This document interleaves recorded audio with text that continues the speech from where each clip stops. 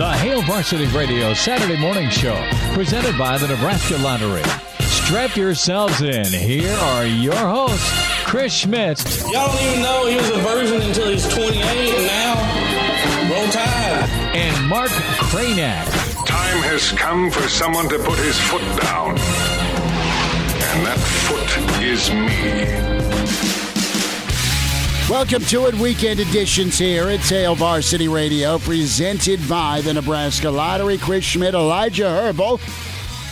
Mark Cranack is on assignment this weekend.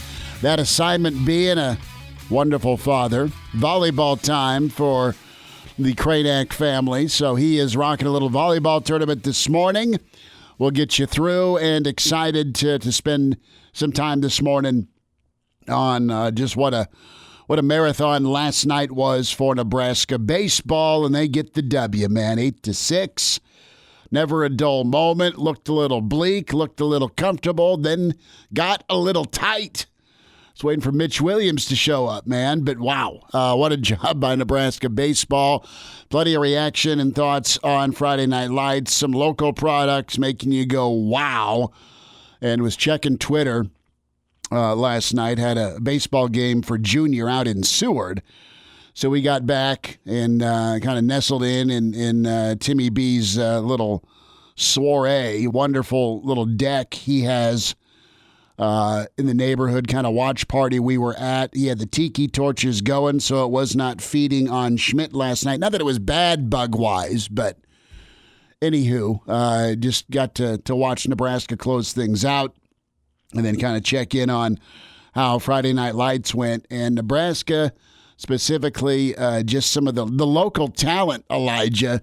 There's a lot of kids that got to showcase themselves from the great state of Nebraska between Lincoln and Grand Island. And some Omaha kids were down. Of course, the visitors that were able to be getting FaceTime were on our mind all week. But oh, yeah, there was a camp going on, and a lot of kids made some special plays in some workouts in front of the coaches. So a good night to be had by all. Numbers to get in can dial us up this morning, 466-3776,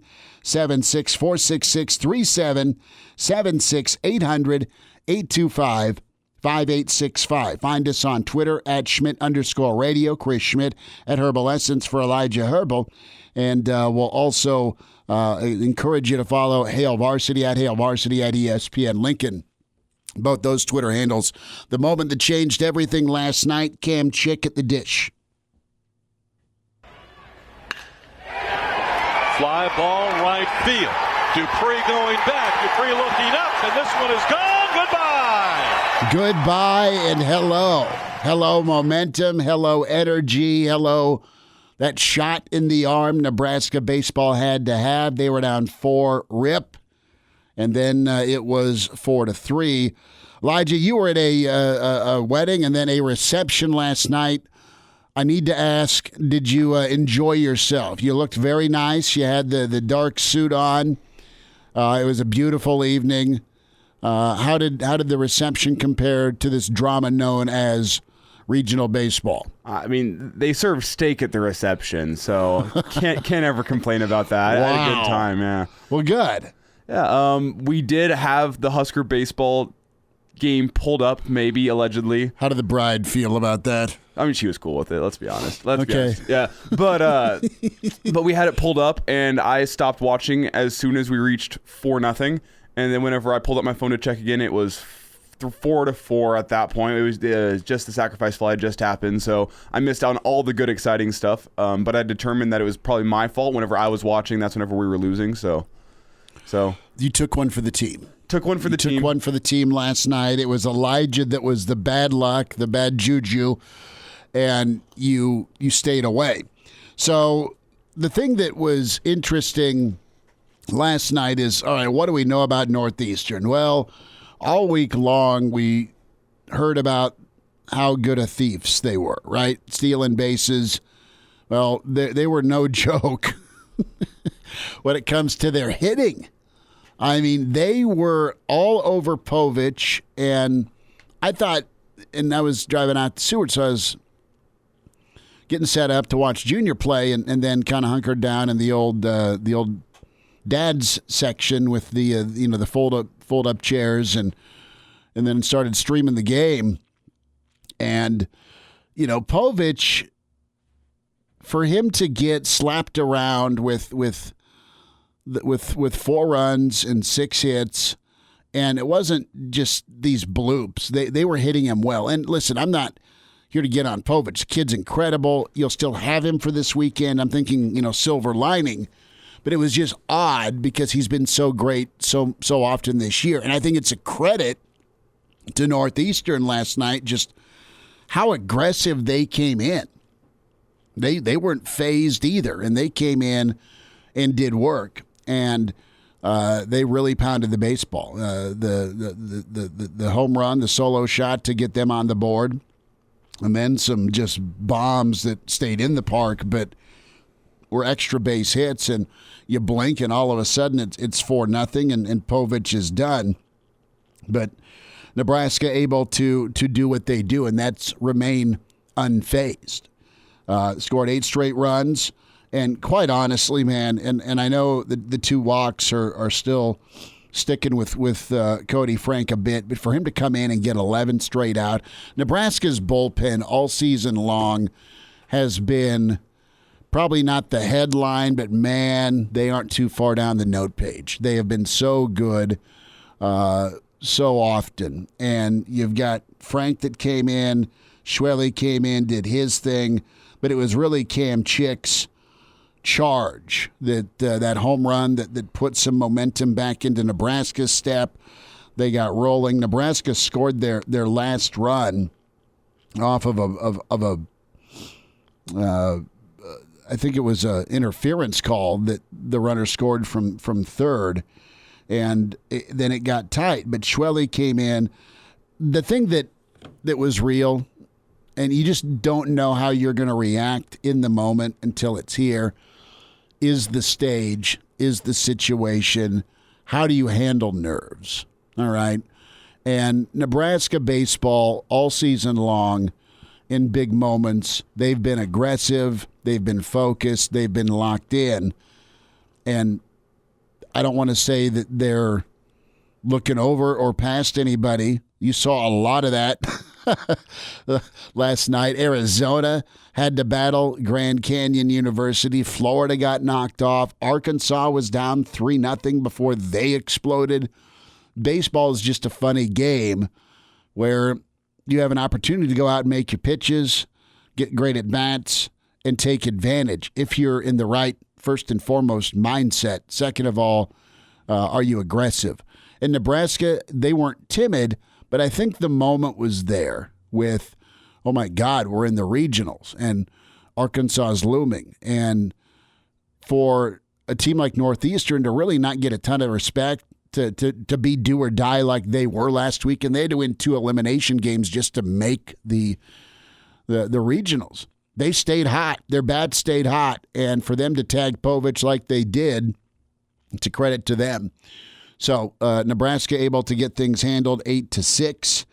You had another 2-out big RBI by Joe Acker, and Frank, what he nailed last night was his changeup. As he was able to get that strike call on the corners, he was able to mix things in.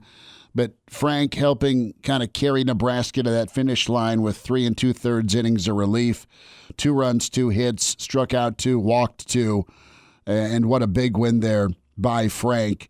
Nebraska able to get the victory, 3-0 for Frank this season. Let's hear from Will Bolt last night as Coach sat down with the media last evening and kind of laid things out for the Big Reds' 8-6 win. It's tough from the standpoint that Cade's been so good for us this year. And it's early in the game. Obviously, in a different scenario, you may have a chance to let him work through it, but he wasn't. He was up in the zone a little bit, I thought, tonight, and he didn't really have a pitch to go to. They hit some balls hard on all of his pitches, and so he just wasn't really fooling them there. Felt like it was time to go make a change, and it was huge for Cody to come in and get 2 pitches, 2 outs right there to get his feet kind of settled in the game. And obviously we grabbed the momentum immediately after that. Will Bolt put it perfectly. It's not that Povich was bad. I mean, he had a few strikeouts. He painted the corner. He was aggressive. But was he getting the curveball over? That's kind of his difference maker. And to Northeastern's credit, they were able to hit him. And what happens when your ace, when your stud, when your best pitcher, at least best starter, goes out early? What do? You call the fire department. And Frank able to respond, Schwelle able to respond. Buns came in as well. More from Nebraska baseball head coach Will Bolt, as he had a chat with his squad as Nebraska's down before they erupted. I didn't really like the way that we started the game from I felt like we were a little bit on our heels, especially offensively. Give their starter credit. I thought he came out and he was on attack and he was hitting his spots and he just kind of had the safe side of the plate over there. And we just kind of kept giving it to him and really didn't feel like we came out and with the aggressive mindset that we usually see. So I was just reminding him, like, look, again, let's not get caught up in the score here and let our emotions get the best of us and hit the panic button. Let's just start putting together better at-bats by being more aggressive. He's going to throw strikes. We need to make sure we're ready to swing. And so, like you said, we didn't get anything to show for it that inning, but got on the barrel a couple of times and we're able to start getting a little bit more momentum in our dugout. Baseball's so much about momentum, minimizing damage, finding ways to get out. And Schwelle came in, did his job, and closed the door. Nebraska onto the winner's bracket against Arkansas tonight, 8 o'clock, ESPN 3. Back to that home run. We'll get to recruiting and Friday Night Lights and offers that are out in just a second. Wrap it up, though, Nebraska's win in postseason. Cam Chick at the plate. This was monstrous. Here's Will Bolt. He's been working really, really hard to make some adjustments at the plate. He took 2 close pitches and got an advantage count, and he didn't miss. That was a huge swing right there. Not only for him, but of course, like you said, just to let our team kind of settle in right there and get in the fight. And who's getting the nod tonight? Let's get Roach back on the hill.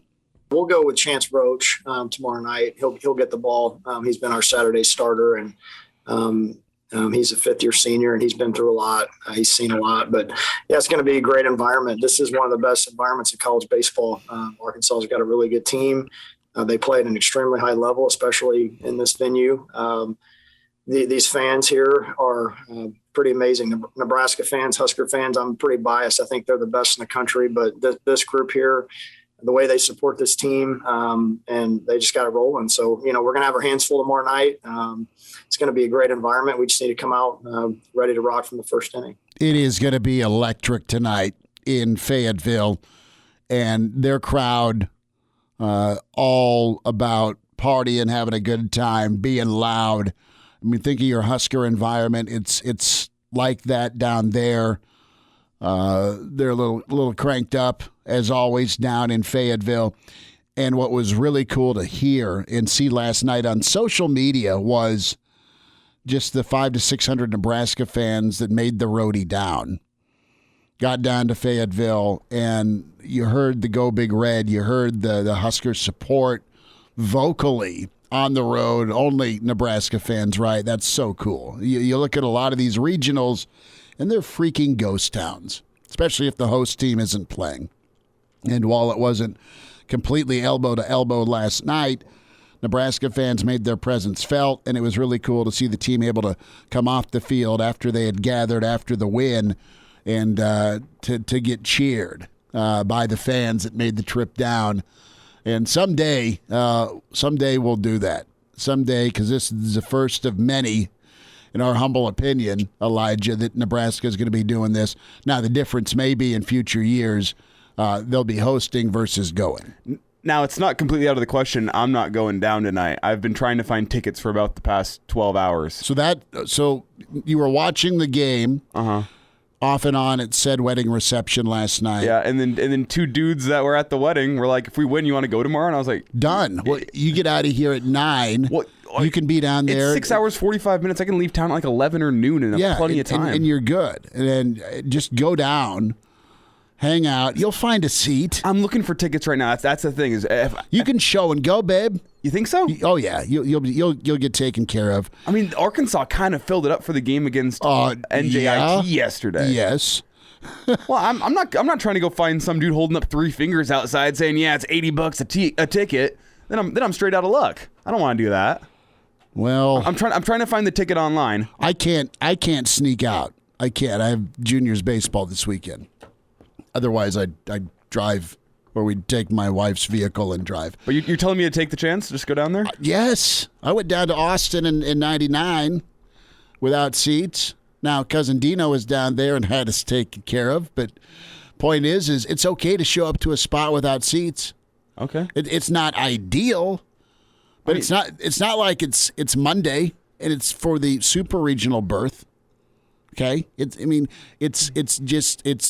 first elimination game. I don't think I'll have a problem, but I'd have to throw on like an Arkansas hoodie when I'm buying the tickets, and then go throw it in the bushes before I run in the stadium. Like, no, I feel like that's my best bet to get good. If you just prices. look like a normal college student, they aren't gonna. Now you are wearing a hat that has a Nebraska.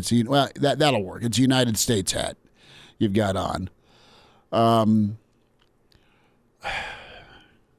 I think you'd be okay. Now, my question is, are you camping? Are you sleeping in your car?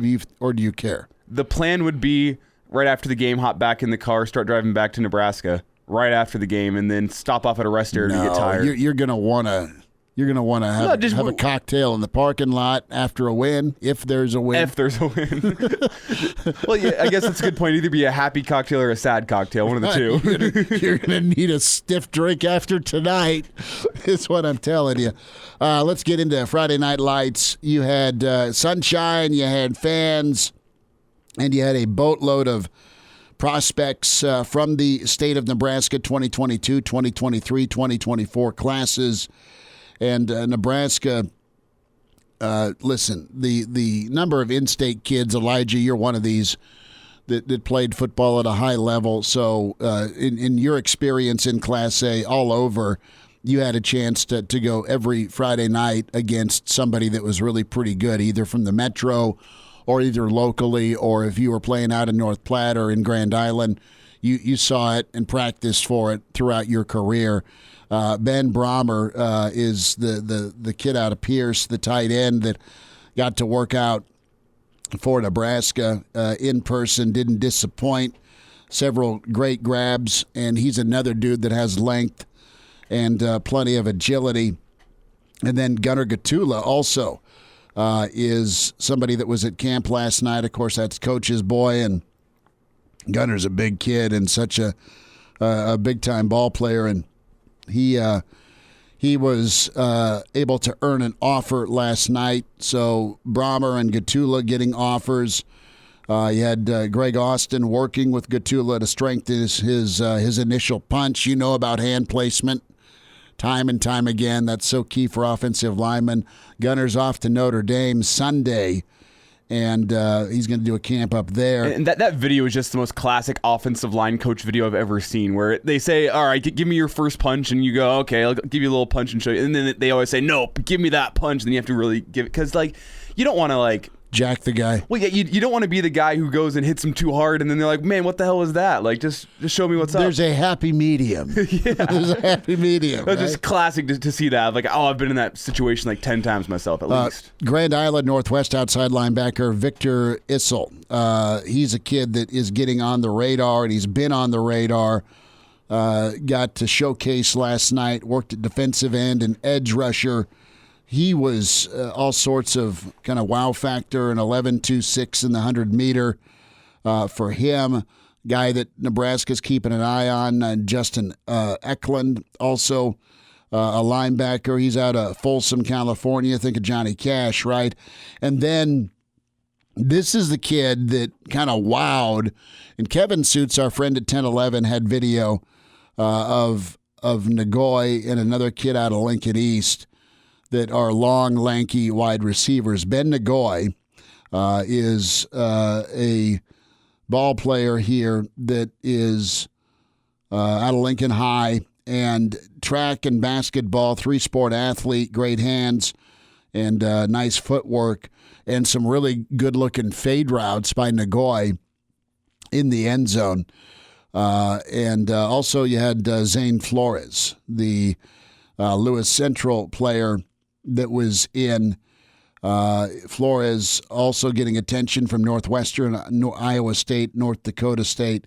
So that was really cool. And one other invite is going to be cornerback Quintavis Gaskins, 6'2", just shy of 200 pounds. He's a Sean Beckton guy. So you look at his size, his height, and just where he's at. He's a 2022 kid. So Nebraska able to get in front of a lot of guys and vice versa. We had the local names, obviously, that were impressive, but also the recruits that were on hand. Yeah, and I just pulled up these Ben Nagoy highlights from Kevin Suits. Oh, wow. Yeah, wow's right. Like, I'm surprised he didn't get an offer last night. Obviously, I mean, considering it's the first I have heard his name, I assume the Husker coaches probably want to get another couple looks, but just based on the highlight tape, I am super impressed. That's a tall, lanky wide receiver who's going up and high-pointing balls. Like, I'm not sure how I haven't heard of this dude. And obviously, you need to show it on the field come September. But, man, I was impressed right off the bat looking at that. So, and another kid that is just giant that was kind of a wow factor is Malachi Coleman, wideout from Lincoln East. He's running some routes here in the 10-11 footage. Suitsy had to ask, who is this kid? And Mama Coleman said, that's my boy. And just really smooth looking and just large, just really thick and fast and able to be agile, which is what you want at wide receiver. But you got the next wave, man. I mean, you've got the next wave of kind of local talent here in Lincoln that it's weird to think about, my kid, Junior, going into his freshman year. Some of these kids have kind of been biding their time when you look at the depth and talent that's Lincoln High's been a good program for a number of years. And then, Coach Gingery and company at Lincoln East, they have been pretty stacked and talented for a while as well, specifically when you look at their receiving core. I mean, they've had really good wideouts, and they have the tall guys. And now these guys that have been backups for a while or getting a little less playing time, it's kind of their time to shine. They got to camp, and it's local. It's in your backyard. It's nice. Yeah, and what's great is, these kids are still 15, 16, 17 years old. They're still growing into their bodies. So, you can have guys explode onto the scene one summer because they grew 4 inches last winter. It happens. And what I love is even if these guys don't end up getting a Nebraska offer, I love that it's still just more and more talent to this local high school sports scene, because that only means good things. If you have more talent all around the elite players, it's only going to make the high school ball around town better. These guys are going out to the camps. They're getting noticed. Even if it doesn't lead to a Nebraska offer, maybe it leads to a South Dakota State offer. Maybe it leads to a North Dakota State offer, something like that. So I love to see these guys out there getting that exposure, and I just personally love it for me because I'm going to go watch some high school football games this fall and just see good talent. It's so much more fun to watch high school football whenever there's just good talent on display. The 8 official visitors last night, Richard Torres, one of the top quarterback targets for Nebraska, spent time around Harburg and Adrian and Logan Smothers. Justin Williams, he hooked up and hung out with Gabe Irvin. Irvin was kind of his host around the scene. And then there's also some wideouts who, specifically Landon Sampson, kid out of South Lake, Texas. He had Ryan Held and Matt Lubick spending quite a bit of time with him. Frost was making the rounds for sure, along with Adrian, and that's so big to have the ability to get in front of, and that's what's been missing for Nebraska. You want recruiting to pick up. You want offers and announcements to start happening here for Nebraska's recruiting class. You need nights like last night. We'll see how the fight continues here. Landon Sampson is a guy that is paired with the number 1 quarterback in the country. That's Quinn Ewers, who's going to Ohio State. So this kid, Sampson, a 3-star, is making the camp rounds. He's going to continue to turn some heads. That's kind of your opening segment. Great baseball for Nebraska. Gutty win. Again, gritty being Nebraska baseball 2021. There's an update on Friday Night Lights. We'll get a further in-depth look just how things could play out this weekend in Fayetteville. And baseball legend, three-time national champ, our rewind next. Pat Casey going to join us, former Oregon State coach. Our chat with him, the rewind. Brandon Vogel, Gary Sharp. Next hour, it's Hail Varsity Radio Weekend.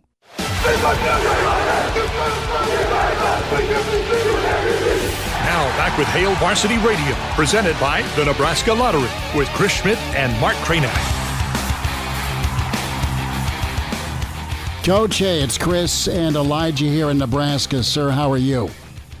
What's going on in Nebraska, man? They got a baseball field there now? We've got a baseball field, and it's awesome to get to play. And, Coach, it's wonderful to talk to you again. We usually talk to you preseason or non-conference, I should say, and we're getting ready for a Nebraska-Oregon State matchup down in Arizona. But, hey, it's better than a year ago with no baseball. How have you been? What have you been up to? I haven't been doing a whole lot, man. I've been trying to follow I still got a son on the team, so I went to quite a few games and just kind of navigating the whole thing like everybody else. Pat Casey's with us here, three-time national champ, coach at Oregon State. So you're watching your boy play. That's outstanding. How's retirement been? Has it been weird? Yeah, no, it's weird. I mean, it's different. You know, you view things differently when you're watching it. I think maybe, and it's kind of hard when you're not in the dugout and you can't really have anything to say. But it's been good, man. There's like anything. There's good things and there's things that could be better. But I'm just so excited about the fact that there's going to be lots of people in Omaha. And my wife said to me, she said, we just need to go watch it. And I said, you know what, you're probably right. Why don't we wait till the first two teams are out, so there'll be a hotel in town, right? And roll in and watch the greatest show on dirt. You guys could also market you have the largest mask, COVID mask with that tarp that you guys roll out there. So you're going to cover the field to protect against COVID. That's one way to look at it. We'll find, Coach. We'll find you a spot, and if you like cold beer, we'll get you a cold beer. I like cold beer, and then you can find me a spot. And you know what? I'll come right up to that radio show and talk to you live and have cold beer right with you. Because you're working, you couldn't have one. Well, actually, I've got really cool bosses. So do I. My wife likes cold beer too. Well, we're set up in a brewery. Actually, we'll be at a brewery. Wow. So that's cool. Yeah, Pat Casey's with us here on Hail Varsity Radio. Legendary coach at Oregon State, three-time national champion, and Coach, got to meet you a few years ago, of course, on Radio Row, and you were so awesome to every time, man, to do an interview, and you had some great teams. And I'm interested in your take on the field, on the seating, and just kind of from the outside looking in, and you're not really outside, but follow me on that. What was your takeaway here with how things kind of went down with some of the regional sites? And is that something you ever had to battle or deal with maybe going someplace when maybe you felt like, hey, maybe we should have been hosted? Yeah, well, I think that happens to a lot of clubs. At Oregon State, before we had any street cred, there were a couple of years we definitely should have got in, but we had to get there. Once we got there, it was pretty good. And I think every year you could probably look at a regional and go, that kind of looks like that one's a little stronger than another one. But I'm not sure how you ever really balance that out. I mean, anybody that gets to a regional usually is playing pretty good. And so anyhow, I think there's some that are pretty. I think Tennessee's got a pretty tough regional. I think Mississippi's got a pretty tough regional. I think there's some regionals that are winnable. Now that deal in Fayetteville is going to be lit up pretty good. Now they're going to get after it because they've been wanting to get back there, and they got such a great club, and they got such good people, and they've done such a great job. I wouldn't be surprised at all to see them, right there snuggled up in Omaha. And And but who knows, man? I'm always looking for that surprise team to come like the Beavers did in 2005, when everybody said, "Where in the heck is Oregon State University?" We know that there's Pacific Ocean, but we thought maybe that it stopped at the California border or something. No, Coach, I want to ask. Do you see any teams that you see are blatantly overseeded or underseeded? It's a little different in the NCAA tournament as compared to, say, the NCAA basketball tournament. But I look at down in the Oxford Regional, Southern Miss playing Ole Miss. That's a really tough draw for Ole Miss. And then obviously I look at Nebraska going down to Fayetteville to play Arkansas. 15, 20 minutes? Okay. I didn't hear that. I'm sorry. My taxi driver was in my ear. No worries. I was just asking you about tough draws you think that some of these teams got, some of these home teams specifically. I mean, Arkansas drawing Nebraska is pretty tough, and I look down in Oxford and see the Rebels playing Southern Miss. That's a really tough draw for Ole Miss. Do you think, A, that there's more of those this year, and B, what kind of job did the NCAA have having to pick these regionals out this year? Well, I think the NCAA, as a whole, that's a tough job every year. You know what I mean? Because here's what you're doing. I said, go on. And what happens if this team wins this conference tournament? What happens if this team, doesn't win their conference tournament? And then all of a sudden so many things shift that, there's some decisions have to be made pretty quick. So, I do think there's some regionals that you look at, and like you mentioned, Mississippi's got their hands full, Tennessee's got their hands full. And then you look around and you look at some other regions that maybe somebody's coming in there and they're warmed up pretty good, and then there's people like South Carolina that get a real opportunity to host when they weren't a number one seed, and so I just think it comes right down to what happens between the white line, kind of throw out everything if we think you should have been. Pat Casey's with us, few minutes here. Hail Varsity Radio, legendary coach at Oregon State, three-time national champ.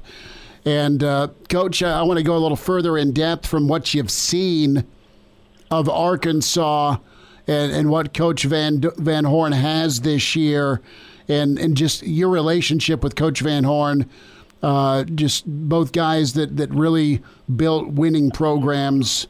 Dave, of course, at Nebraska, and then killing it at Arkansas, and, of course, what you did at Oregon State. Yeah, Dave, I got all the respect in the world for Dave. He's awesome. And, he started there at Nebraska and took them to the World Series twice. And, Dave is first-class guy now. He's really, really got it rolling. And I just can't tell you how impressive it is to look at his club. I think they're just really, really offensive. Their pitching has got some depth. I think Kopp's got 10 wins and 10 saves. That's kind of unheard of in college baseball. They got a real shortstop. They got power. I know Slavens went down with a ankle injury. I don't know if he'll be back. He's one of their guys. But, you got David Moore at second base, a switch-hitting guy that's as good as anybody around at that position. So they just got some real strength. And I really like the DVH. He's just a good man. And, we had a real battle with him there. And fortunately for us, we got a break and got us rolling. But he's one of the best at doing what he does. That's for sure. Now that league was really, really good this year too. I watched a lot of games. Had a lot of time on my hands. I watched a lot of games, and there's some clubs that might surprise some other clubs too. And I think that's the fun thing about Omaha. There's nobody that's not playing good when they get to Omaha because they've won regional and super regional. That's the thing that everybody has to understand. And you got to play well at the right time. You got to do the right things, and generally they come back to what you've been doing all year long. If you get in good practice habits and do good things in practice, you generally do them in a game. And the better you do them, the bigger situations, you get to play in big games. Coach Casey's with us here, Hail Varsity Radio. Coach, won't keep you too much longer. Your thoughts on the job Rob Childress did at A&M. Sad that he is no longer going to be there. A lot of connections, obviously, to Nebraska, but he just did a wonderful job at A&M, and I've heard his name mentioned for the Rice opening. But Do you think there's still a lot of baseball left for Coach Childress? Well, first of all, Rob's one of the first-class guys in this game. I mean, you can't get much better guy than Rob Childress. And you're right. I think if you would look at what he accomplished there in the time he was there and how many regionals he went to and how many super regionals he went to, and I think he went twice to the College World Series. And I wish people understood how difficult it is to consistently win and to consistently get to Omaha. I mean, that's just not quite as easy as people think. I mean, you think about nearly 300 Division I clubs competing, and eight get to go to Omaha. Ball has to bounce your way. You have to stay healthy. You got to avoid disaster in the draft, and nobody did it with more class than Rob Childress. That guy is, to me, is what a college baseball should be. He's a leader of men. He's just a great guy, man. And I think he has more baseball in him? Absolutely. Wouldn't shock me at all that he gets a head coaching position. Rob would be one of the best pitching coaches in the country if he chose to do that. And the landscape's changing, man, in college baseball too. When you can saddle up and transfer and go anywhere you want, anytime you want. That deal's changed a little bit too. So we'll see. But Rob's first-class guy in my book. Last thought here, Coach, and Coach Pat Casey's with us, Oregon State legend and three-time champ. Will Bolt, just his second year, kind of a weird year one with just 15 games before COVID. What's your reaction to Will's season and what you've seen from Nebraska this year?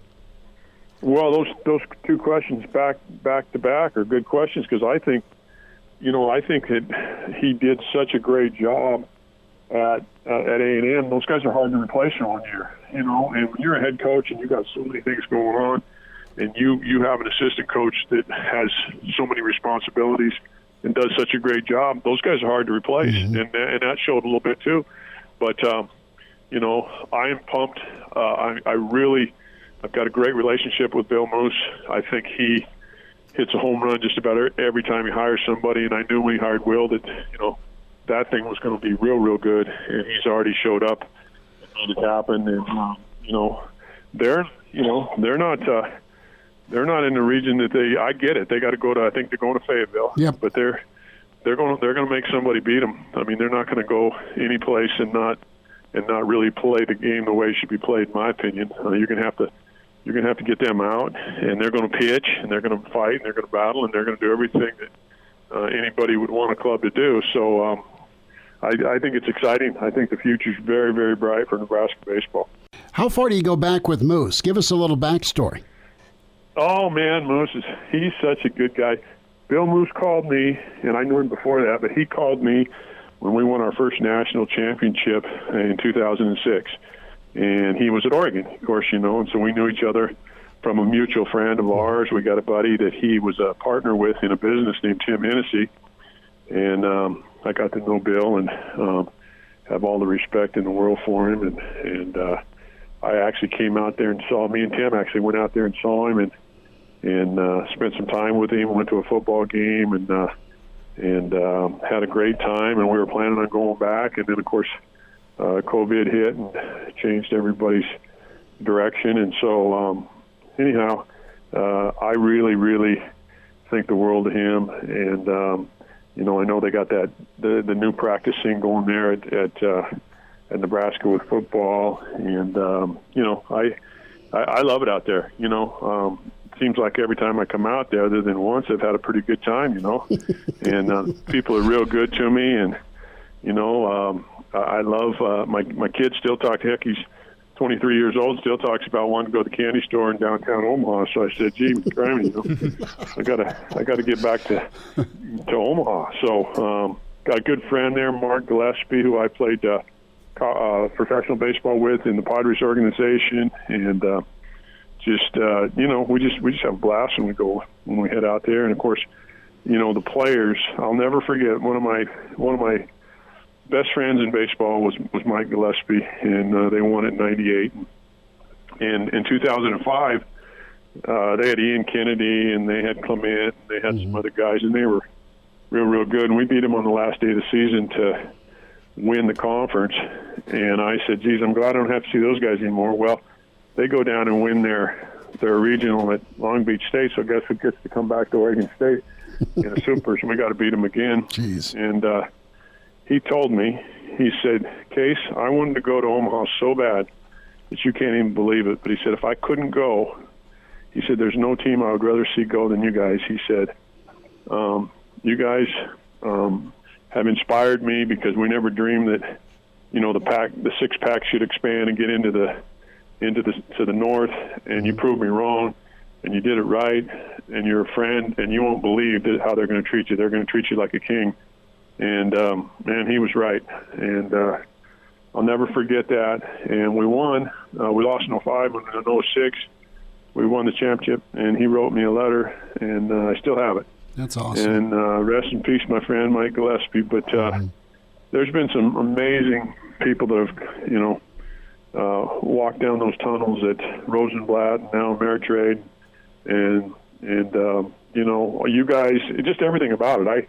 I can't even explain to people that haven't gone. I just said, if I could tell you, I would, but you just got to go. And so, because that's what was told to me in 2003 by a booster. And I said, I'm not going unless I have my team. He said, oh, no, you need to go. And fortunately, we ran into one in 2005, and now I'm on the radio with you guys. Last thought here, Coach. Really appreciate you taking the time out of your afternoon to do this. That road to Omaha, it's so special to get to Omaha, but on the road, it's so tough to get through a regional and then through a super regional. So when you're looking at Will Bolt, his first full year as a head coach, just is there anything different that you got to do whenever you're coaching in a regional as compared to a normal weekend series? No, I don't think so. I think I think you have to do what you've been doing all year long. You just got to do it at a real high level, and you got to do it with the same, confidence and the same intensity. I think the thing for them, I don't think they played out of conference. I don't think that the Big Ten played out of conference, which is kind of unusual, obviously. So that could be a situation where maybe it's a little bit different for those guys. Will know he'll know how to navigate that, but I think what he's probably going to do, in my guess, would be he's probably going to tell them, man, we got here because we played good baseball, and we don't need to change anything other than the fact that we need to do what we're doing and even do it at a higher level. But we know what got us here, and let's do it. Let's have some fun doing it, and let's get after it. And I think they will. I think they're going to play well, and I think they got a challenge, man. I think that's a real tough place to play. Pat Casey, Coach, best to you. We'll get you that cold beer when we see you in Omaha in a couple weeks. I'm holding you to it, my friend. I'm holding you to it. I don't have very good memory anymore, so I got to write this down. So I'm on it, man. Chris Schmidt buying beer. Coach Casey, done. Right on. Right on. Have a good time down in Texas, Coach. Hope to see you guys here. All right, man. Bye-bye. The Hail Varsity Radio Saturday Morning Show, presented by the Nebraska Lottery. Strap yourselves in. Here are your hosts, Chris Schmidt. Y'all don't even know he was a virgin until he's 28, and now, roll tide. And Mark Cranack. Time has come for someone to put his foot down. And that foot is me. Thanks for hanging out. Weekend edition, Hail Varsity Radio, Hour 2. We're presented by the Nebraska Lottery. Chris Schmidt, Elijah Herbel. Gary Sharp will be with us in about 30 minutes or so. Plenty of recruiting thoughts from Sharpie. Husker baseball talk as well. We bring in, to get us kicked off, managing editor with HailVarsity.com and magazine, Brandon L. Vogel, at Brandon L. Vogel on Twitter. His book with John Cook, Dream Like a Champion. Vogues, we had a fun chat yesterday. I want to fast forward to part 2 this morning, and we were talking a bit about superstitions and all the Nebraska baseball caps that you may be picking out to wear last night before the comeback victory. What were you doing before Cam Chick's home run? Well, as we talked about yesterday, I finally found that autographed John Saunders baseball and started rubbing it furiously like a worry stone, and I think that did it. So, yeah, it was nice. It was a nice job by Cam, but also a pretty good job by me, I think. Well, we need credit given where credit's due. You're also in Rocky Top region. The bat flip seen around the world. Oh, my Lord. Gilbert's walk-off granny for Tennessee was stuff of legend. And our friend Mitch Sherman timed him to first base, 14 seconds, and then 35 seconds to Cadillac around the bases in that frenzied moment. You know, when we talk about end of moments in the world of sports, you've got the last-second jumper. You've got that last-second field goal or Hail Mary or 2-minute drill or go-ahead touchdown as time expires. But where does the walk-off rank when it comes to fantastic finishes if you're picking a way to watch it go down? Yeah, of the major team sports, it might be number one for me. And I think number two is probably the last second shot in basketball. Football, you just don't see it a ton. In fact, unless the circumstances are just right, more often you get the crazy lateral play that's fun for a little while, and then it just, dies at some point because one of the laterals isn't picked up and a big defensive lineman falls on the football, and that's it. But, yeah, it's interesting because I guess I hadn't thought about this. Basketball, you've got the clock. So that kind of provides the tension there a little bit. I think the thing, maybe it's counterintuitive, but now I think about it, baseball, when you don't have that, it's like, well, this could be your last at bat. It might not be. We don't know. It's the surprise factor of like, oh, that's it. The game's over. So I think that's number one for me. Brandon, when I look at like all the professional sports, you got hockey, like especially playoff hockey, you get that game-winning goal. It's beautiful. Walk-off homers. You got game-winning shots. And you look at football, and you get like walk-off 25-yard chip shot field goals. Like that's got to be one of the lamest finishes in pro sports, actually, right? You got to hit the field goal. you got to stop the field goal from being hit. Yeah. The field goal. I mean. That you do have time to kind of set up the drama, so at least that's good. But it's still, the problem with kicking is it's so far removed from like 85% of everything else that goes on in the game that it still feels a little bit like, okay, well, here comes the specialist. It's like you got a home repair that's too big for you. You hire the guy who knows what he's doing. That's the kickers, which credit to them, but it's also not the most exciting way for things to go. Brandon Vogel's with us, HailVarsity.com and magazine at Brandon L. Vogel on Twitter. So what was your takeaway last night with Nebraska baseball? Thrilling, but this game kind of had everything where Nebraska had to battle. They didn't panic, and then they had to hang on. It just got interesting, but they got the job done. I'm just continually wowed, and I know they beat Northeastern, and I want to give Northeastern credit, but Nebraska, they just always have someone, i.e. the team, step up if, Plan A doesn't happen. Plan A is to have Cade Povich go 8 innings of 2-hit ball and shut him out. Well, that didn't happen, so here comes your bullpen to put the fire out, and they're great for an extended period. And then it gets a little interesting, but your offense wakes up. So how did you enjoy the roller coaster last night? Yeah, baseball is kind of our greatest cause and effect game where you see things like, if you're walking guys, you're putting guys on base, you're like, that's a bad idea. Don't do that. And when team scores, like, well, here's why. And I've always enjoyed that about the sport. I think you kind of nailed it. Like, somebody has always stepped up for Nebraska, and, you've got kind of your usual suspects, but really, watching that early on when Nebraska's down 4-0, kind of like, getting a little bit of nail-biting time, but you also, or at least I did, just had a feeling like, well, something's going to happen here. Like, something's going to break out. Getting that 3-run homer, I mean, obviously to make it 4-3, that's big, but getting those, I think there was 2 outs, but getting 3 at a time, instead of having to, like, scratch and claw your way back, like, okay, it's 4-1, it's 4-2, and you're just eating up innings to do that, of course, too, I think was really big. It was like, a switch was flipped then, and for Nebraska to, eventually tie it and then take the lead.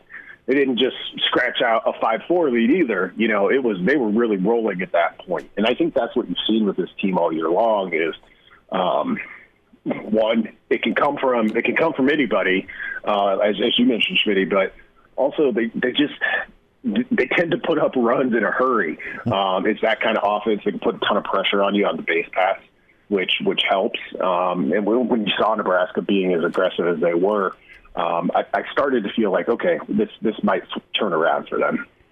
Brandon, the Huskers did burn through a couple pitchers last night, though. I expect we'll see Spencer Schwellenbach again this weekend, probably see Jake Buns again this weekend. But what about Cade Povich? He got through, I think, 2 1/3 innings last night.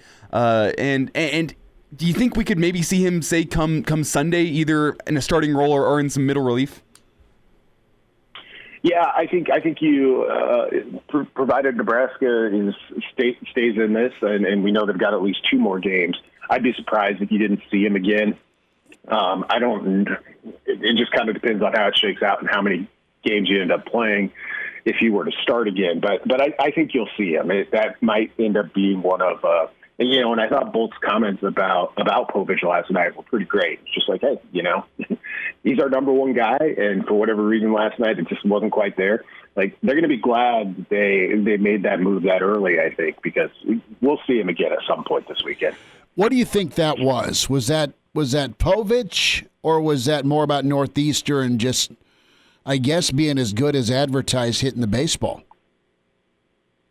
I think it was mostly the latter, and you just have those days where maybe nothing's wrong, you just don't have quite your A+ stuff. Maybe you're A- or at a B. Mm-hmm. And in a tournament baseball, you're going to be playing somebody who's pretty good at something, and Northeastern's been pretty good at the plate, and so it went. They came out pretty aggressive, which is something we're used to seeing from Nebraska, and it took the Huskers a couple innings to kind of find that. When they did, things really changed in a hurry. So that'll be pretty important tonight, of course, against the number 1 team in the country. Yeah. What needs to happen tonight for Nebraska to pull this off, folks? Scratching out a few runs early would I think be the big part, because Arkansas is going to put some numbers on the board. You're going to have to hang on. It's probably going to be a high scoring affair. Now that I've said that, it'll be 2-1 one way or the other. But when I look at it, that's what it is. Can Nebraska come out and somehow, some way, where they have to manufacture those runs, whether they get a couple and one big swing, and kind of send a message right away that, hey, we're here. This is your home field. We know you guys are really good, but let's slug this out for 12 rounds. So getting some runs early, I think, would be pretty big. Yeah, you never want to go down to Arkansas, but the Huskers have shown all year, last night included, that no lead is safe against this team. Gritty beats pretty, but Arkansas has kind of shown the shame. I mean, last night, the New Jersey Institute of Technology found out the hard way that no lead is safe against the Razorbacks. So fireworks is what we're expecting tonight, yeah? I'm hoping so. When you said that at first, well, I said nobody wants to go down to Arkansas. I was like, Arkansas is not that bad. It's a nice state. There's some. I understand what you mean now. Nobody wants to fall behind Arkansas. True. And as you also said, no lead safe. I think it's going to be that kind of game tonight. Where I hope it's that kind of game tonight, where the teams trade punches a little bit. You've got something that's pretty good and in the balance for the whole thing. And if Nebraska's in that spot against an opponent as good as this, you got to like their chances there as you get into the 7th, 8th, 9th innings. Brendan, how important is it for Chance Roach to have a quality start tonight against this Razorbacks team? It's easier said than done, obviously, whenever they can put up as many runs as they do. But you assume he's got to keep the ball low, and that's going to be important in just keeping this Huskers team in the game. Keep them in the game and also get through some innings, I think. Easier said than done, and it'll be a little bit of a different, I think, threshold because of the opponent. Again, in a normal game, you could give up 4 or 5 runs through 5 or 6 innings and be like, okay, time to give somebody else a shot. Against a team like Arkansas, you might be kind of like, okay, we're hanging in these things, assuming Nebraska is able to play some runs of its own. So I think that'll be the big thing. Come out, have a quality start, keep your team in the game.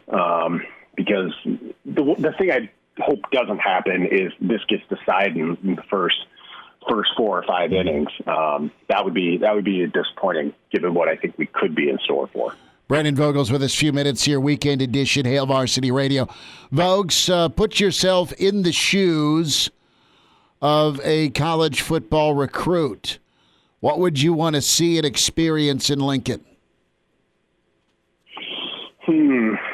I mean, the thing that comes up so most often with these guys, particularly those that are coming from a ways away, is the facilities piece of it. I'm sure Nebraska has been honing its presentation on the facilities that aren't there yet, and I'm guessing that's perhaps the biggest part of all of their recruiting pitches.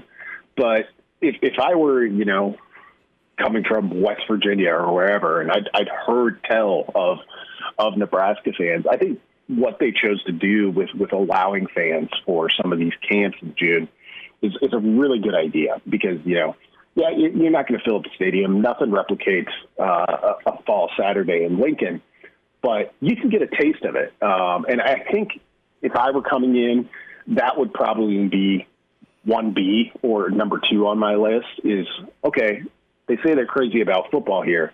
Let's find out. So being able to even get a taste of that at events like last night's Friday Night Lights camp is a really good move for Nebraska. I think it's probably one of their best selling points. We've covered high school ball for a long time, and it never ceases to amaze the talent that we get to see. We're lucky enough to see Friday nights, and the Metro's been just a hotbed for a long time, but recently there's so much talent in Omaha, but there's a lot of talent in Lincoln, there's a lot of talent in central Nebraska, there's a lot of talent out west, and Vogues, there's kids that, and I don't want to overhype or be that guy and call them future stars like the old 86 Topps rookie card set, right? But I am wowed by the athleticism and size of some of these young pups that were out running go routes last night that are going to be on display here the next few falls here, at least in Lincoln with some of the kids I saw, and based on some of the footage that we saw from our media partner 1011, I was pretty wowed by just the size and athleticism of some of these kids. Where I'm pretty excited to see these kids ball here for the next couple of years. Yeah, absolutely. I mean, the overall level in the state of high school football seems to inch up a little bit each year. I mean, I do feel like we're in kind of a boom time for that. Seeing the strength or the performance and strength index numbers this year was one of the things I thought about is kind of go down the list and look at, you see some usual suspects, some guys you expect to see there. But go and look at how many in-state kids are there. How many walk-ons made the top 10 in one of those drills or maybe multiple drills. And I think that's the thing that becomes really easy to miss is, okay, yeah, maybe there's a kid from a small town who plays in one of the lower levels, smaller schools. Mm-hmm. It's hard to get a total read on the competition level they're facing week in and week out. But look at what these guys are doing when they come in and test. They're testing like FBS athletes. So, yeah, maybe they're not the classic size that's going to earn you 4 stars. But these guys can play. And I think Nebraska still has a pretty good plan in place to try and to tap into that. And that's another big thing about these camps is, you get a chance to see how they perform on some of those key metrics for yourself. Brandon, Nebraska volleyball is already one of the top states in the country for high school volleyball. And then you look at basketball with Hunter Salas, Isaac Trout, and football with some of the other top names too. Can't even forget baseball. I mean, the local talent that's on display for the Husker baseball team right now. I mean, are we just in a golden era of high school sports in Nebraska, or should we expect this to continue? It feels a little bit like a golden era because I think it's a departure from, well, certainly like the high school landscape when I was playing like 58 years ago, or so it seems. It felt like Nebraska was, well, it's a state with not a huge population. A lot of it outside of Metro is really small towns. And, at that point, it's kind of like, well, you play the schools that are close to you. Who's here is who's here. And I think, Craig Smith kind of wrote about a topic similar to this in our yearbook. Things have changed now. If you're a player in Holdridge, Nebraska, and you want to get on a travel team, whether that's football, basketball, baseball, whatever, like you can go everywhere and play anyone. And they do now. And I think that might have contributed to just the overall rise in the type of players we're seeing across sports. And volleyball might be the best example because with the club season, the club scene, that's been part of the kind of makeup of that sport for a long time. So why has Nebraska produced such an extraordinary number of top-level volleyball players? Well, they've been in the kind of the club system for quite a long time. That might have something to do with it. Brandon Vogel's with us, HailVarsity.com and magazine managing editor at Brandon L. Vogel on Twitter. Vogue's an email in from Kelly. He is offering $1 for your John Sanders autographed baseball. You may not need to go to eBay. Is that price too high, too low, just right? I think it's just right for now, but I'm gonna hold on to that offer for 24 hours. And, if Nebraska rallies from 6 runs tonight against the number one team in the country, it's probably not going to go for $1 on Sunday. So, again, appreciate the offer. I'm gonna hold for now. You need to keep that thing, keep rubbing it like the worry stone you talked about. And if Nebraska gets to a super, it's going to increase in value, much like those Elvis plates we used to see advertised. And you're just going to keep hanging on to that thing. And hell, if the Brandon Vogel autographed baseball is the key to success for this 2021 run, Vogues, we're talking you might be able to buy a ribeye based off of what you can get for this baseball. Yeah. Who knew that going to that baseball camp in Scottsbluff, Nebraska all those years ago would provide me with the, this baseball that all of a sudden is a better investment than cryptocurrency. If you had a documented pair of Pete O'Brien goggles to go with said baseball, then it is Sizzler time. Yeah, you'd have a pretty good lot there. You might need to take that to the auction house instead of settling this privately. Vogues, we'll talk soon. This is awesome. Thanks for spending time this morning. All right, thanks a lot, guys. There he is. He said a better investment than cryptocurrency. He's kind of right. Like that Bitcoin price bounces around, but that baseball value is only going up. Do you remember no clue maybe you know of the name, but Pete O'Brien's a name that dude played first base for Nebraska and roamed first base for the Rangers forever. He's mid-'80s Husker. Had these serial killer glasses. A little before my time. Way before your time, but you've got it was the Sanders era, and now we're talking Bolt ball, getting it done. A guy who's been a part of Nebraska baseball for a long time, Gary Sharp. We'll talk with Sharpie next. The Iron Horse is in Weekend Edition. It's Hail Varsity Radio, presented by the Nebraska Lottery. Glad to have you back. Yes, sir. You heard me right. Here are the guys, Schmidt and Kranak. Well, Hector, here's the game plan. You're going to bring us 2 absolute martinis. You know how I like them, straight up. And then precisely 7.5 minutes after that, you're going to bring us 2 more. Then 2 more after that every 5 minutes until one of us passes out. Excellent strategy, sir. Back with your weekend edition, Hail Varsity Radio, presented by the Nebraska Lottery. Chris Schmidt, Elijah Herbel. Mark Kranak, bless his soul, is off to a volleyball tournament.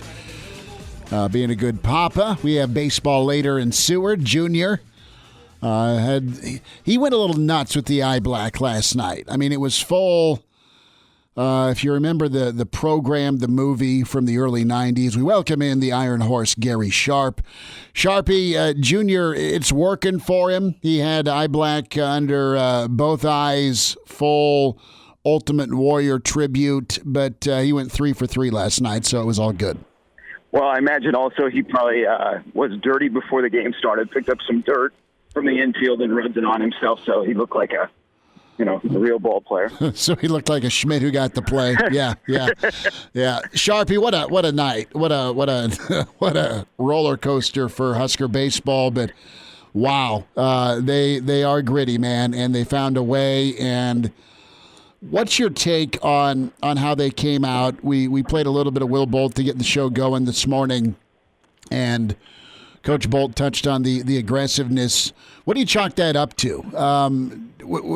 Do you go to nerves, or where do you think, or what do you think the reason was for Nebraska's slow start? Well, I think it was a little bit unfamiliarity. You know, there's a lot of guys that haven't played in the NCAA tournament, and you also haven't played anybody outside of your own conference for 450 days. And give credit to Northeastern. I mean, Northeastern is not a bad team, and they were aggressive from the start. I think, if Cade Povich had to do it over again, I think he would pitch a little bit differently in how he challenged guys, because Northeastern came up and they were aggressive. They were swinging at first pitches. And Nebraska just kind of had to settle in, even when they were down 4-0, and you lose your starter. Didn't even make it to the 5th inning. I was still thinking, okay, they're going to find a way to win this game because this is what this team does. And last night was kind of the identity of the 2021 Nebraska baseball team, gritty over pretty, and they find a way to win baseball games. And, they got some great. Cody Frank was awesome out of the bullpen. It just kind of it looked like a typical first game for a team that hadn't been in the NCAA, doesn't have a lot of NCAA experience and hasn't played outside of the Big Ten, only played 44 games. So you take it, you won, you are 1-0, and now you go and get an opportunity against Arkansas, which you wanted before you started last night. What is Nebraska in for tonight in your assessment of this Arkansas team, not only on the field but atmosphere?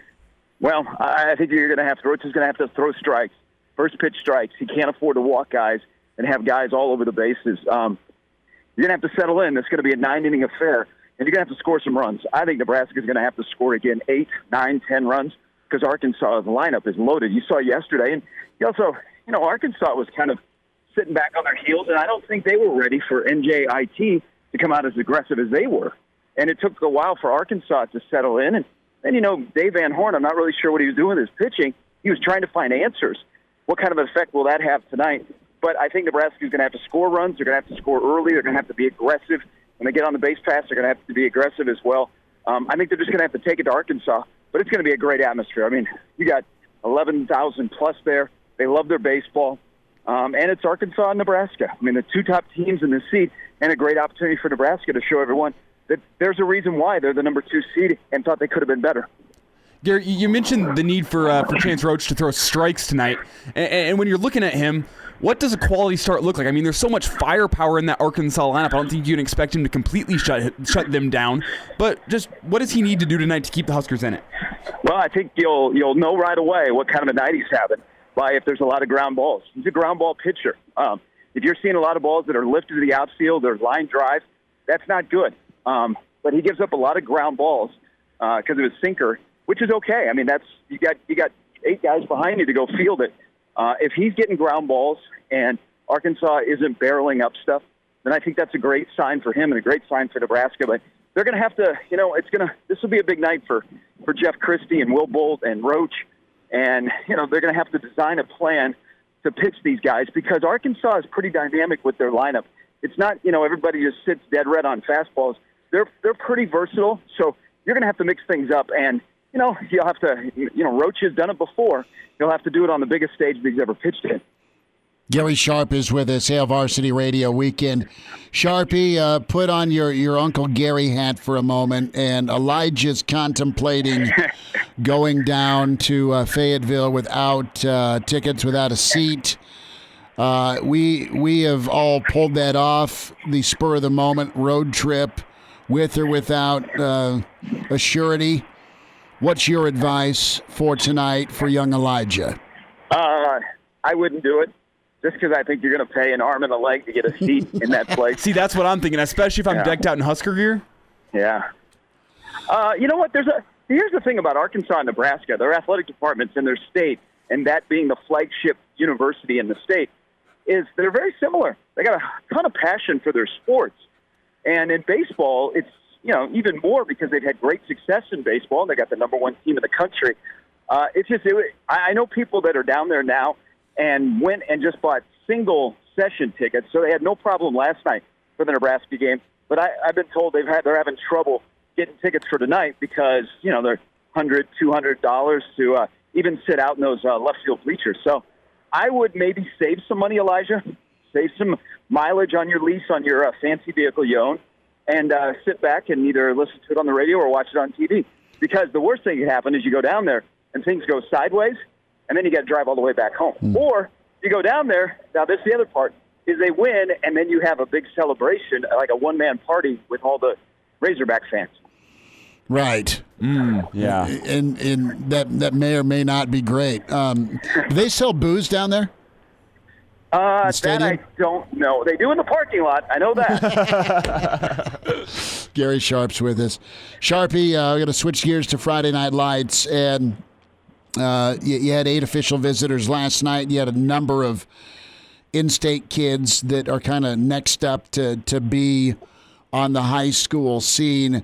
I want to get your take on quarterback. I know Torres is a big target for Nebraska for that 2022 quarterback spot.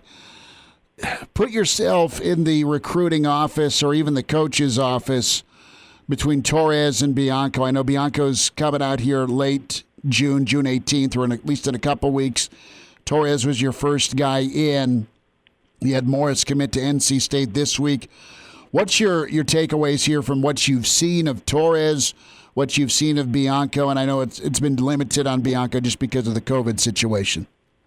Both are really good. But the guy that was walking around with Adrian Martinez last night, I think is the guy that you want, Richard Torres. Big boy arm from Texas.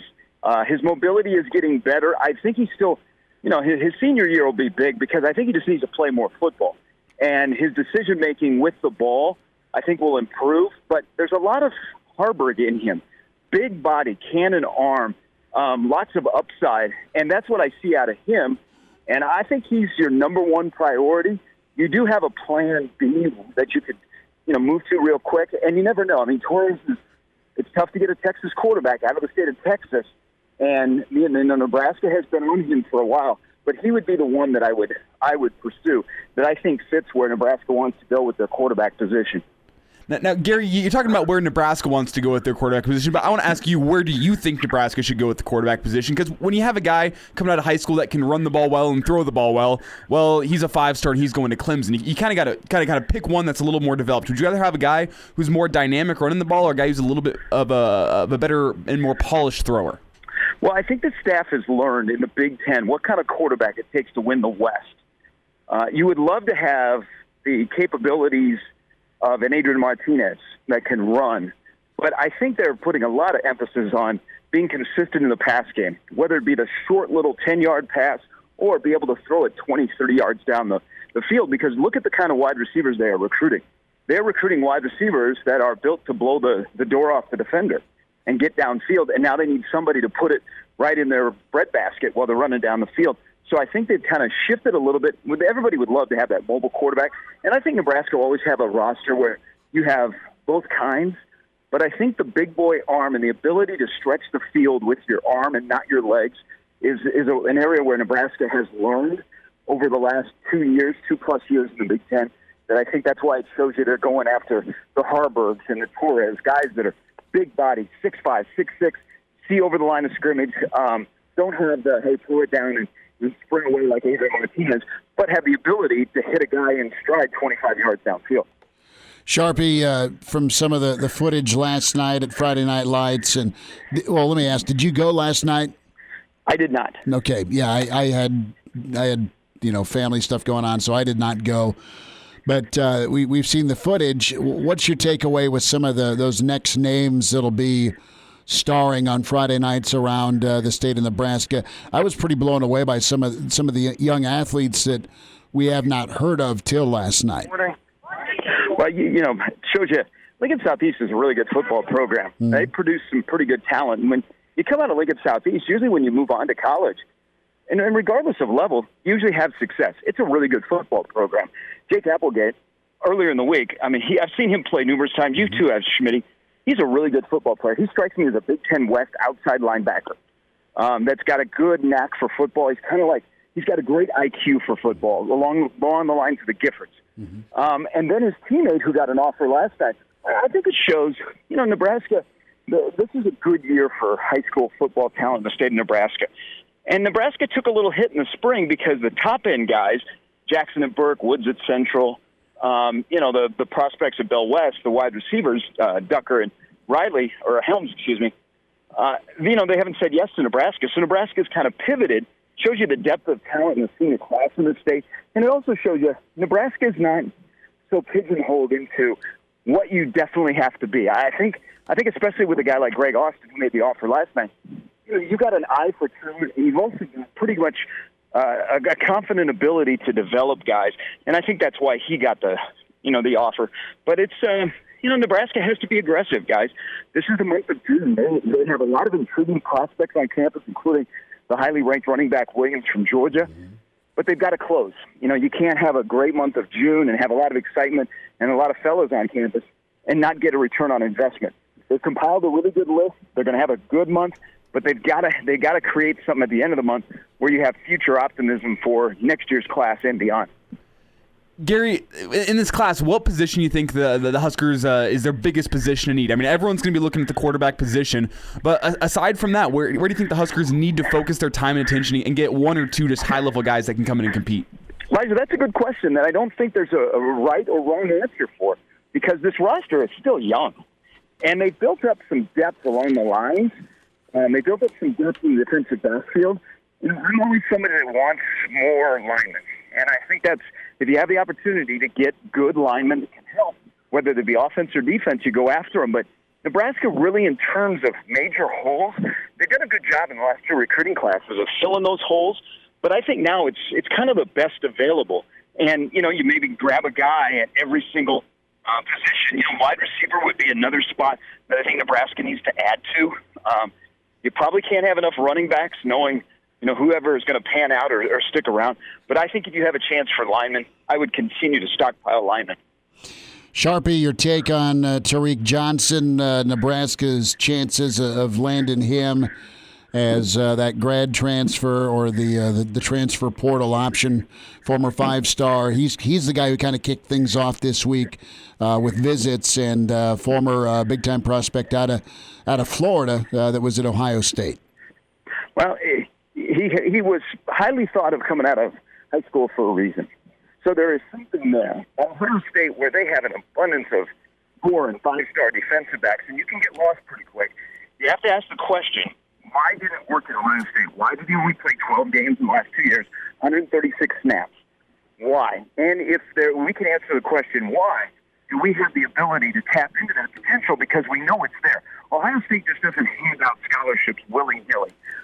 So Tariq Johnson is a good football player, but you have to figure out, okay, has he lost his aggressiveness that he had in high school? What is missing that we could fix? Is Travis Fisher the guy to fix it? Is our culture the right culture for him where he can thrive and he can be a player? Because I think when he's on, he can definitely help you. And that would be just another accumulation of talent. But, Nebraska, I said this on my show earlier this week, as you look at trying to build this roster moving forward, and what your goal is to get better, to win, to eventually move up the ranks and win your own division, You got to stop having fillers, guys that just kind of take up space on your roster. You got to start getting some fillers that are really, really good football players, and then you got to start adding some dudes that are scary that other teams have to scheme against. And a guy like Tyreek Johnson, if he plays up to his potential, if you can find what he was like in high school, then there's a guy that fits the role of a dude. And plus, it would be a shot in the arm because it would say, okay, here's a guy that was highly thought of coming out of high school that picked Nebraska. There's something about Nebraska that he saw that will help him. And you can use that not only for your 21 team, but possibly into the future. And it also helps that he's got a couple of years of eligibility. Gary Sharp is at the plate. The count is 3-2. The bases are loaded. And there's 2 out. You go yard. It's salami time. You do what? Put your head down, Gibby style, and trot to first? Or you toss the bat like you're playing catch in the backyard like a la Drew Gilbert from Tennessee? How do you react to a walk-off grand slam if you just hit it? I'm going to do what the guy from Tennessee did last night, which I think is fantastic, and then I'm going to add a little Fernando Tatis to it. So there's going to be a little salsa, there's going to be a little celebration, and there's probably going to be a lot of people that are unhappy, but I am going to be very happy with my teammates because that bat flip may have not come down yet. That was pretty sweet. That was incredible. How about that to finish an NCAA tournament game is a walk-off grand slam? Only in Rocky Top, man. I mean, it was just crazy. And then you have another bomb that was hit at Ole Miss. Their traditions to it's not quite the Kaufman fountains, but it looked like it. Everyone throwing their drink in the air. Yeah, that'll be. Hey, when it is 95 with 100% humidity and TD Ameritrade a couple of weeks and Ole Miss is playing and you're in the bleachers and you don't know about that tradition. Oh, that'll be lovely. That'll be good. A little spritzer. But how about, you know what? There's also not only the Tennessee win last night of the right thing. Remember when UCSB beat Louisville to go to the College World Series? They had a walk-off grand slam. Oh, wow. I didn't remember that. That's pretty awesome. Talking with Gary Sharp here on a Saturday morning edition of Hail Varsity Radio. And Gary, the bat flip is one of the hot topics in baseball. Can you do that? But I want to go to the other one that's been big in the past year or so, and that's, let's give you the situation. It's bottom of the 8th inning. Your team is up 12. It's a 3-0 count. Are you swinging for the fences, Gary? Yes. Yes. How many chances am I going to get to come up to the plate? I mean, it's just we're stuck in these old rules of, old school. We got to change. If I'm 3-0 and I have a chance to put the ball in play, yes, I'm swinging. I might ground right back to the pitcher, but at 3-0, he tells me that I can't. All of a sudden I have to handcuff. Put one arm behind my back, and I can't swing like I normally do. That's that way of thinking is really hurting baseball. I mean, I love baseball. There are things that are getting in the way of the game growing, and there's so much young talent. We should embrace the talent. We should embrace the fun. And we should embrace, you look at college baseball. College baseball is fun. Not just this time of the year. College baseball is a fun sport. Major League Baseball is fun. We just have to continue to not get in the way of making it fun. And also make it where people know that it's on the up and up. And you don't have baseballs that are being doctored and all that kind of stuff where there's such a distinct advantage for pitchers these days. Sharpie will let you be. Awesome weekend to you, and thanks for jumping in and talking some baseball and some recruiting with us. We'll check in next week with you, bud. So do we know now, Elijah, has Chris convinced you or anybody else to get in the car right now at 9 o'clock and drive south to Fayetteville? I was trying to talk him into it. I might, if you're telling me they're $200 a seat, that backed me off. I was gonna donate to the Elijah Herbel Fund. At least, I would throw a couple of bucks in for beer for you. Okay. I can put my Venmo out here if anyone at home wants to donate to the We're fund. not going to do it. Go fund me for your road trip. We're not doing that. Oh, Schmitty, the kids these days, my gosh. Let me tell you about this. Let me tell you about my week with Junior, all right, when it comes to kids and asking for money, okay? Mm-hmm. It was, Dad, I need football cleats. Okay, Dad, I need a new wood bat. Dad, I need some wide receiver gloves. Dad, it's ATM, okay? And then he's in the car with me last night, and he's like, yeah, I think I'm going to buy some Kobe Grinches online. And I just lost it. I'm like, dude, you've just been hitting me up all week for money, and now you're going to try and drop that number on Kobe Grinches. You're not even on a team this summer for basketball. Yeah, but I might play pickup. So whatever.